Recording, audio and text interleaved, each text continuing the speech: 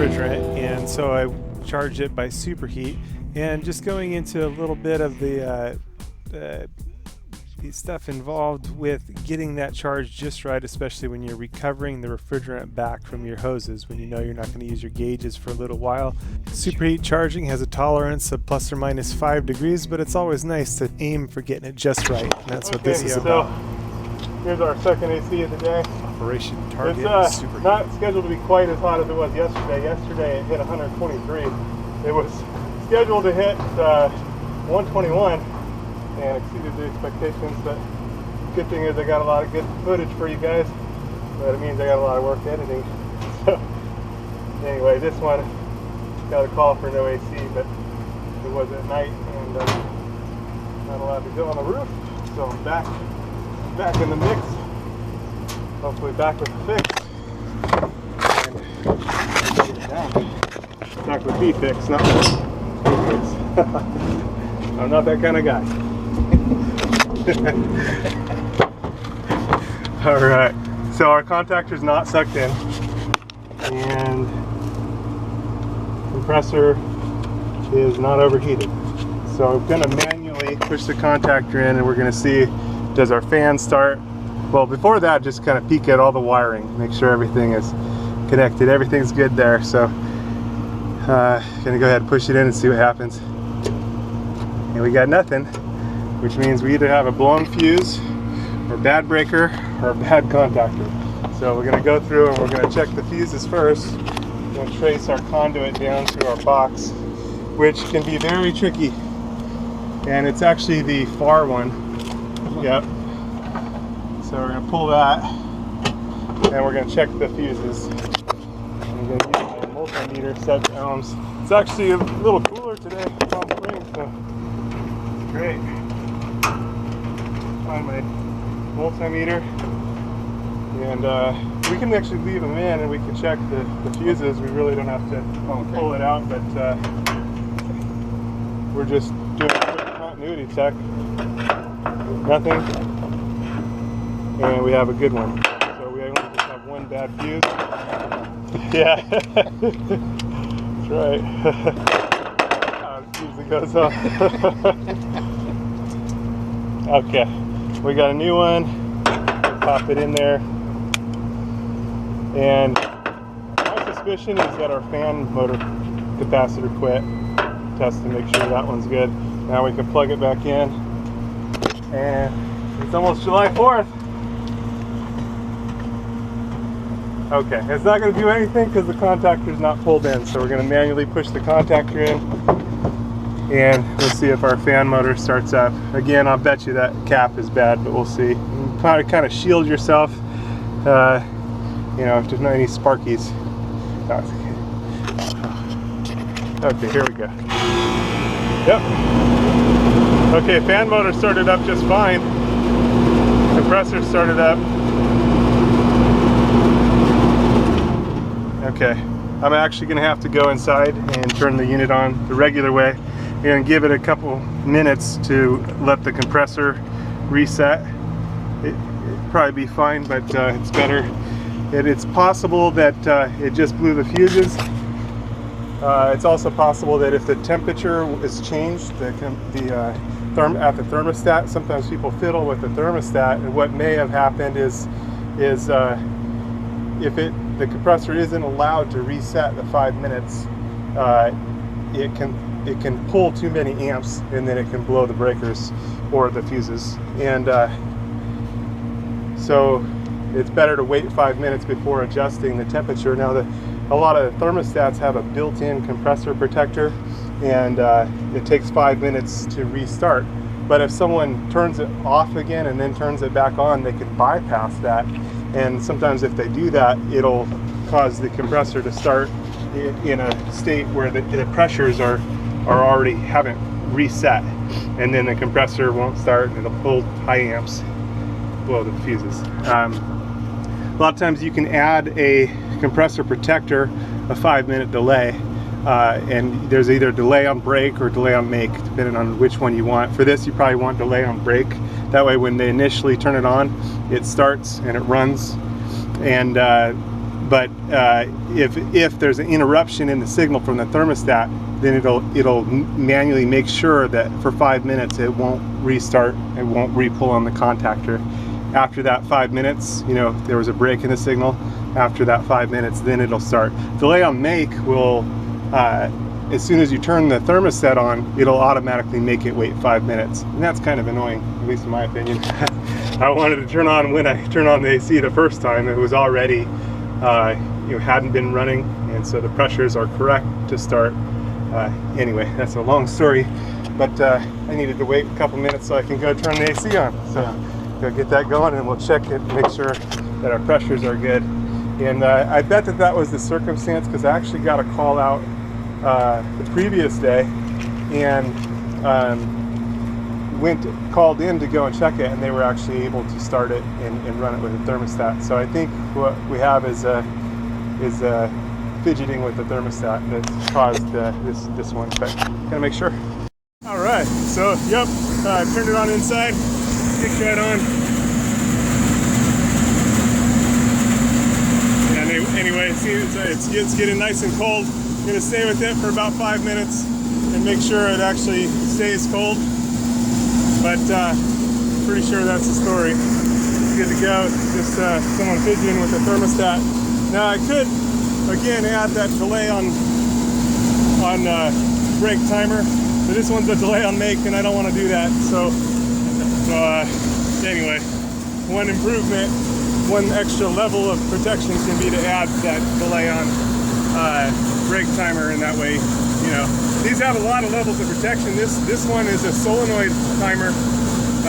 Solenoid for the high side. When the unit turns off, this little solenoid closes off and it seals off the high side. So it's just another level of protection, but pretty cool. After running for a little bit, this one wasn't cool enough. My evaporator has tubes, so time to charge it according to Superheat. Definitely need a new air filter and change that. We're gonna get our indoor wet bulb.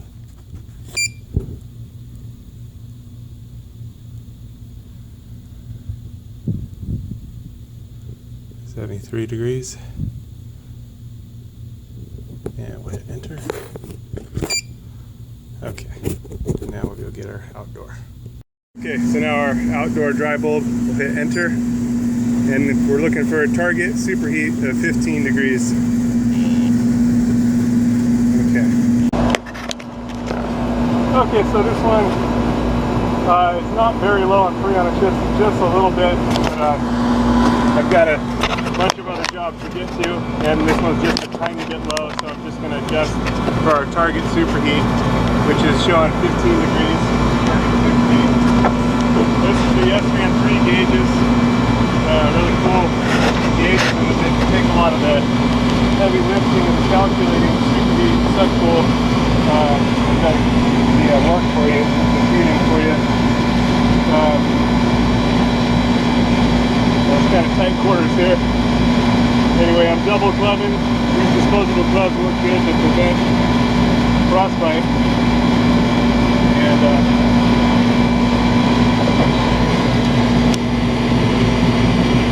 anyway, we've got our red high side, our blue low side, suction side, and then we've got our probes. Here's our high side. You want to set these vertical so you're getting a read from the side of the pipe, because sometimes on the bottom of the pipe you can have liquid, top of the have gas, and you'll get a different reading. So setting up vertical straight up and down gives you your most accurate reading. Okay. Now make sure our valves are all closed here. Make sure our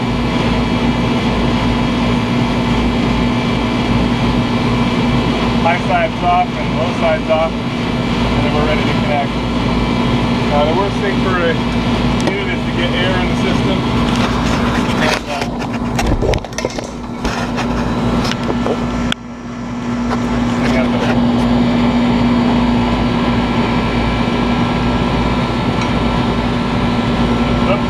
Watch out for that high side line. It'll tattoo you. It gets really hot. I just accidentally touched it with my knee, and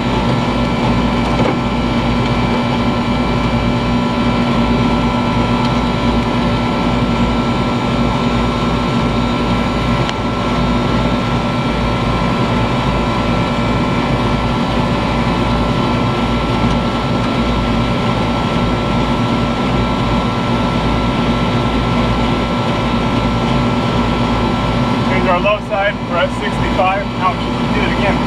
Oh, trying to tattoo myself this morning. Free tattoo. That's okay. Alright, and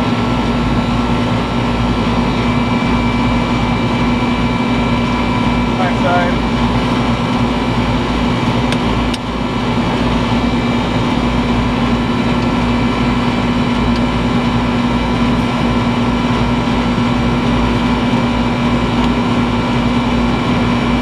So we're just a little bit low, not very low. So that's good. Okay, so now it's charged. Okay.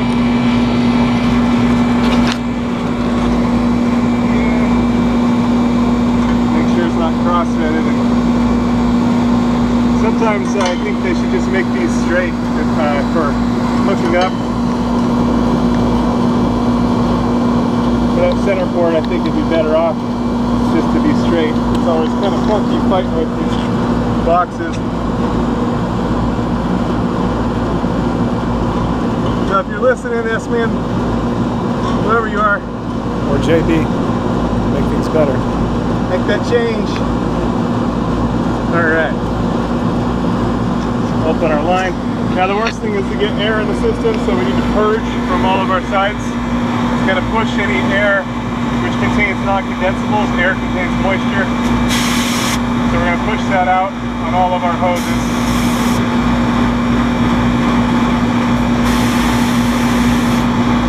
Alright.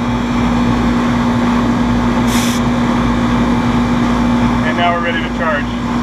And we can check, we want a 15-degree target superheat. And we'll see what we're at right now using this middle button here. We're at 37.1 virtual saturation temperature. That's the temperature of the coil inside. Ideally, that would be about 40 degrees.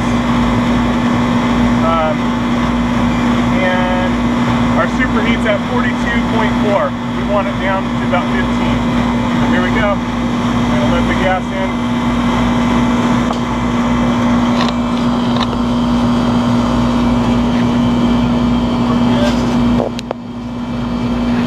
Yesterday was 123.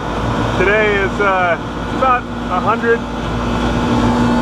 or at least that's a real feel. I think feels about 100. I don't know. I'll check my app and probably make a storyteller out of me. I'll see. It is 93 degrees out right now, and it's supposed to reach a high of 114 today. Not as bad as yesterday. It says real feel 99 degrees. So I guess I wasn't that much of a storyteller. 1 degree off.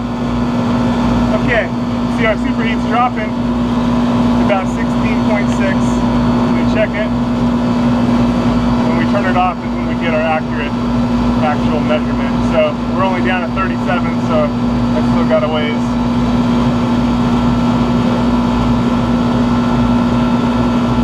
Well, the compressor had started to get pretty hot,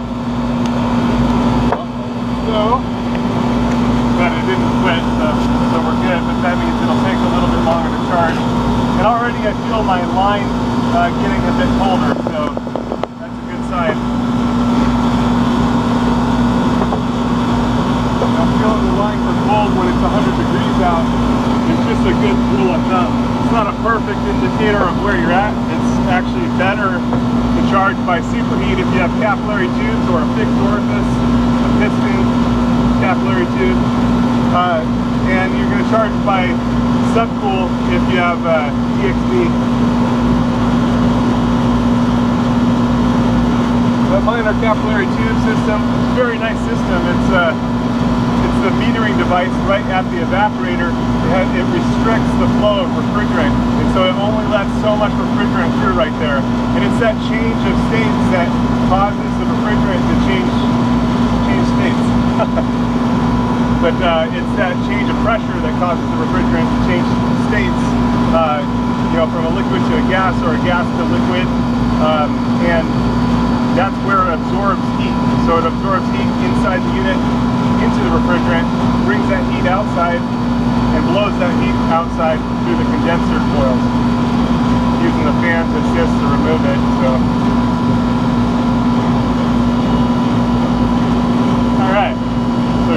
Now we're getting real close. 17.5.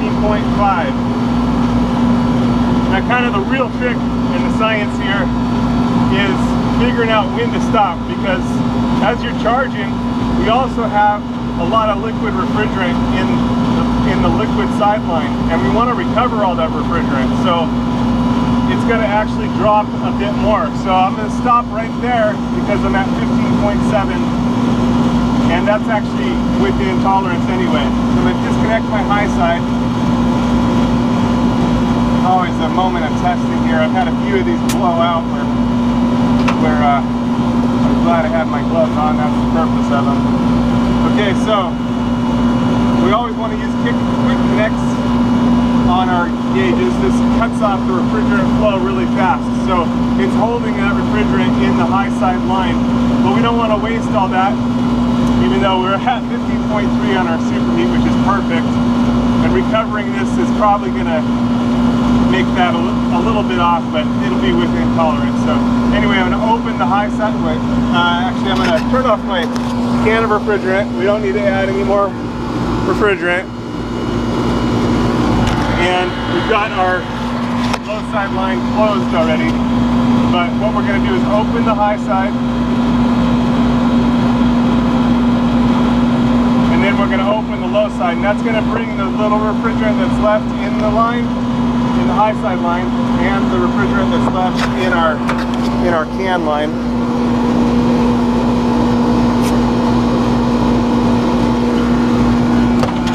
And now we'll take that refrigerant just by opening the low side line. You'll see our pressures up here. We're going to watch for these to equalize. When they're equal, then we know we've recovered that refrigerant. Now you can see it sort of messed up our Superheat, but it's good enough. Now we're watching for our pressures to pretty much equalize.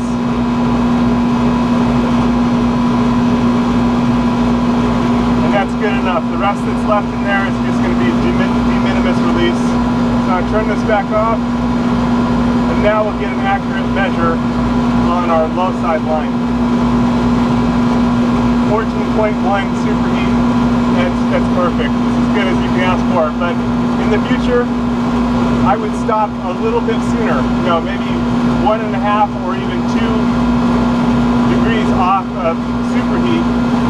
And that way, when we recover that refrigerant, it's going to bring us even closer to that target. But there's a little bit of science there of figuring out, and it's a lot trickier. And that doesn't need to be perfect. It just needs to be within range. I'm well within range. And that's all you can ask for. Anyway, disconnect our low side.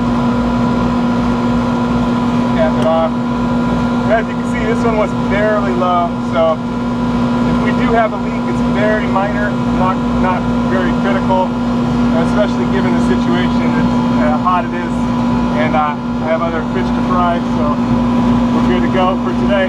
Thanks for watching Kung Fu Maintenance. I can always come back later on a preventative maintenance and search for that leak. But again, that minor, I'm not going to worry about it too much. It also could have not been charged to perfect Superheat previously, so who knows? I'll just monitor it from here.